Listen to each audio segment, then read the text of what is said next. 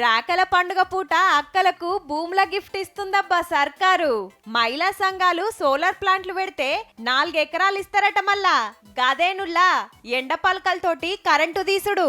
Plant కు 3 కోట్లు ఖర్చు అయితే 100కి 10 రూపాయలు పెట్టుకుంటే తతిమ పైకానికి జమానతుండి బ్యాంకుల లోన్లు సుతిప్పిస్తారట. తెలంగాణ అంతా ఏడేడ గవర్నమెంట్ భూములు ఉన్నాయి. అండ్లా సోలార్ ప్లాంట్లు పెడతానికి ఎన్నక్కరొస్తాయో లెక్కలు తీసే పనులున్నారు ఆఫీసర్లు. మరి గా కరెంట్ తోటి ఏం చేయాలి అంటారా? సర్కారు కొని పైసలు ఇస్తది. బ్యాంకు కిస్తీలు ఖర్చులు ఓను మిగిలిన పైకం మహిళా సంఘాలకే. ఆల్రెడీ బస్సులు కొనిస్తే ఆర్టీసీకి ఇచ్చి నెల నెల కిరాయి వసూలు చేసుకుంటాన్రు. అట్లనే పెట్రోల్ బంకులు, ఇందిరమ్మ క్యాంటీన్లు, మహిళా శక్తి బజార్లు, చేపల సప్లై బండ్లు ఇట్లా తీరొక్కటి నడిపిస్తున్నారు. మనోళ్ళ పనితనం మంచిగుండి ఆమ్దాన్ వస్తుండే వరకు ఇప్పుడు సోలార్ ప్లాంట్ల కార్యం ముంగడికి తెచ్చిరన్నట్టు.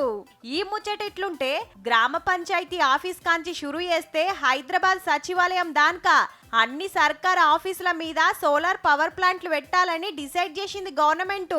చిన్న సీఎం బట్టి సారు కలెక్టర్లతోటి వీడియో కాన్ఫరెన్స్ పెట్టి అందరూ గీ పనులుండాలని ఆర్డర్ వేసిండు. మంచిదే కదా. ఏ ఆఫీస్ కు కావాల్సిన కరెంటు ఆఫీసులోనే తయారైతే 100 కోట్ల రూపాయల కరెంటు బిల్లులు కట్టుడు తప్పుతదాయే.